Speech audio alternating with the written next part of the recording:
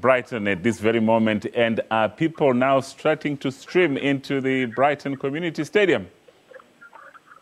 Yeah, thanks. It is getting quite electric as kickoff approaches, and there's a lot of green and gold around the streets of Brighton.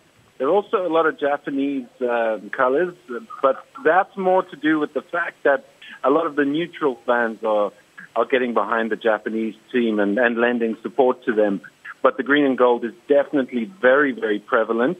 It's quite a contrast from the week building up, where there wasn't much of a feel of the Rugby World Cup. Now, all of a sudden, there definitely is, and you can feel it in the air. Everyone's very excited for the tournament to start and to see the Springboks for the first time in the tournament. And the team itself, the Springboks, from the look of it, right on the ground there, are they good and ready to go? They are. They seem to be very, very determined and focused. They put in a lot of hard training sessions this week in Eastbourne at the college. And this has just been a capping off of a 3-week intensive period of fitness and conditioning and your really hard training sessions. However, there is news to report that Willem Albert sustained a calf injury during the captain's run yesterday, and he's been withdrawn from the starting 15. So his place is going to be taken by the now Stormers player, Peter Steph du Toit. He's going to come in at flanker, and Evan Etzebeth is on the bench. I don't know how serious Willem Albert's calf injury is. I think it's just a precautionary measure by the Springbok medical staff to keep one of their key linchpin players in the pack, under wraps while he sorts out his calf injury. And Simon, I can tell you that back here in South Africa, the green and gold Boks jersey is just about anywhere you go. What is it like in Brighton? Do we have a lot of Boks supporters there? And if they are, what are they saying? Well, yeah, Brighton's about an hour and a half by train from London. And obviously we know there's a lot of expat South Africans in London itself. And I think they all traveled down over the weekend, coming through early on Saturday. So now Brighton is awash with the green and gold. We didn't see too much of it during the week, but we do see it now.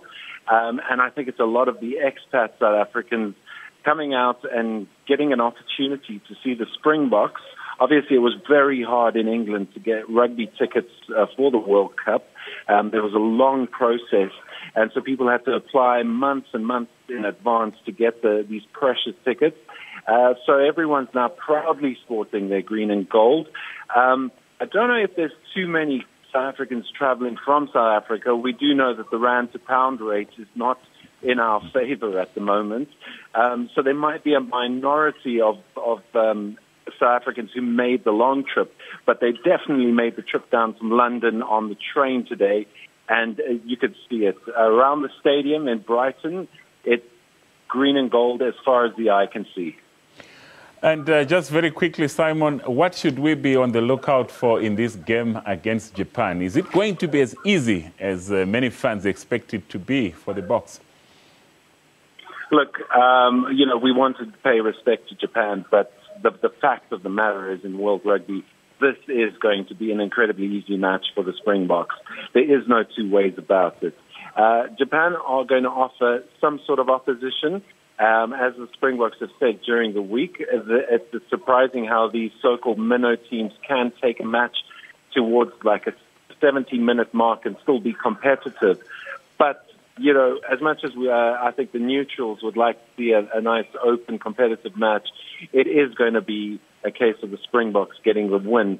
The point about this match is they need to maintain their discipline, and I mean discipline in their structures and in their game plan, and use this opportunity to just run through everything they need to and not be scrappy and showboat and all of that other stuff that happens when you play against considerably weaker opposition. They need to use this as the platform that they can launch their World Cup from in a productive fashion, not an ostentatious fashion. All right, thank you, Simon. We have to end it there, and do enjoy the game. We hope to speak to you after. That was our sports reporter in Brighton in England there, Simon Burke, ahead of the Springboks clash with Japan in just under 2 hours. Well, there's a lot of excitement ahead of tonight's match where the Springboks take on Japan. And